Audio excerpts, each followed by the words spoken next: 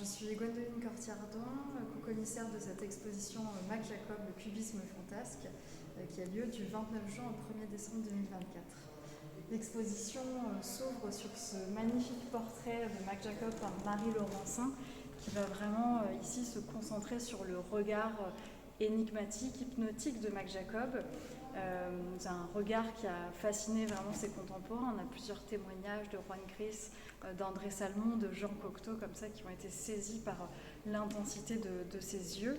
Et Marie Laurencin rencontre Mac Jacob en 1905. Elle évolue dans le cercle du bateau Lavoir, que fréquente aussi Mac Jacob. Et elle va le représenter sans cou, sans oreille.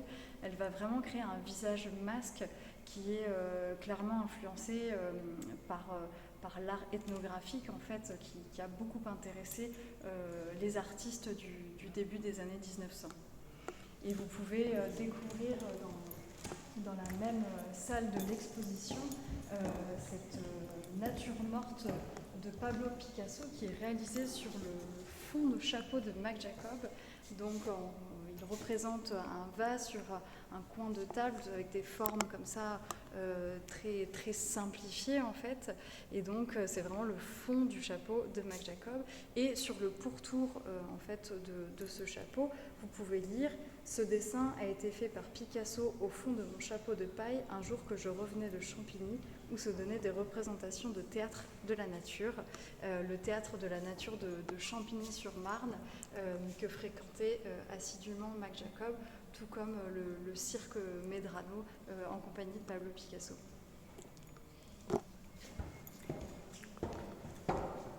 Dans la section suivante de l'exposition, on a voulu faire découvrir au public l'œuvre littéraire de Mac Jacob, évidemment, puisque c'était un poète.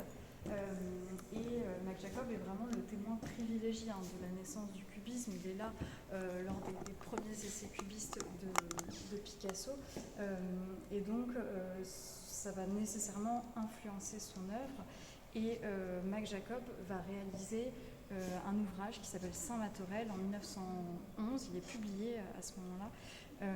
Qui est considéré comme le premier livre d'artiste cubiste qui va être illustré par 4 eaux-fortes de Picasso. Et ces eaux-fortes montrent une véritable progression cubiste. Donc ça va être le premier volume d'un cycle qui s'appelle le cycle Mathorel et qui sera suivi en 1912 par les œuvres burlesques et mystiques de frère Mathorel, illustrées par André Derain, et puis en 1914 de nouveau avec Pablo Picasso.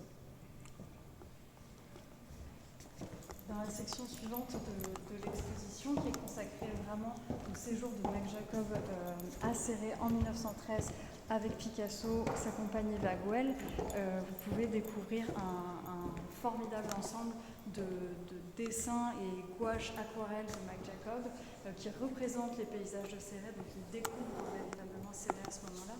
Et on peut apercevoir vraiment dans ces dessins une progression aussi cubiste, où les paysages qui sont plutôt figuratifs au début, en fait les maisons et les ruelles se transforment en petits cubes, les arbres deviennent des sphères, et donc on sent véritablement cette recherche plastique sur le cubisme.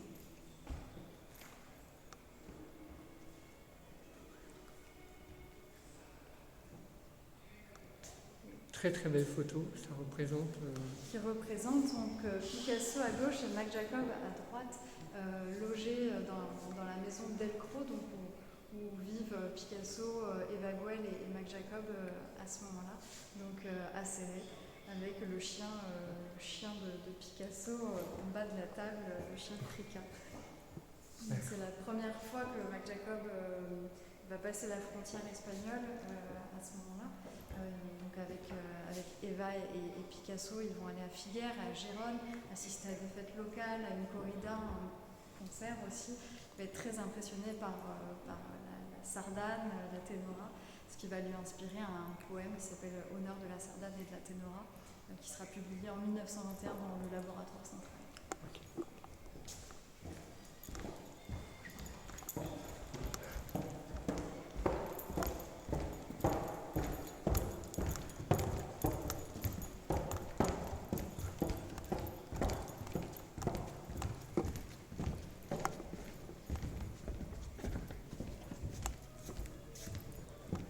pouvez découvrir dans cette partie de l'exposition le travail de Mac Jacob autour du cirque. C'est vraiment quelque chose de très important pour lui tout au long de sa vie.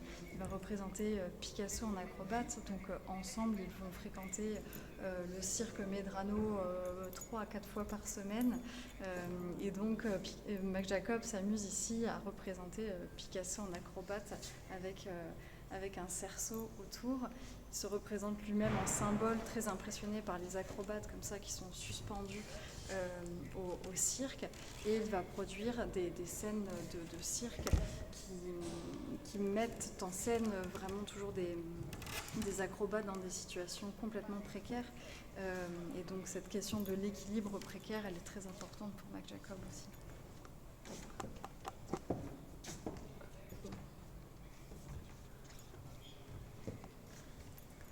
Ici, une huile sur toile très importante qui est la plus grande huile connue de Mac Jacob à ce jour. Et puis derrière moi, cette sculpture de Picasso, le fou, qui est représenté, qui est réalisé un soir après avoir été au cirque Medrano, donc avec Mac Jacob. Et donc Picasso va s'inspirer des traits de son ami pour modeler ce visage du fou.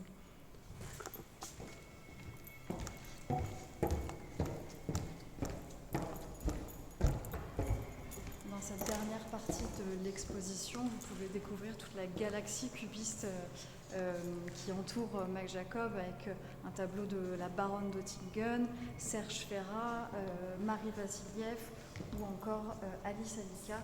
Et puis cet incroyable portrait de Mac Jacob par Jean Messinger qui est réalisé en 1913 et qui montre toutes ces facettes de Mac Jacob.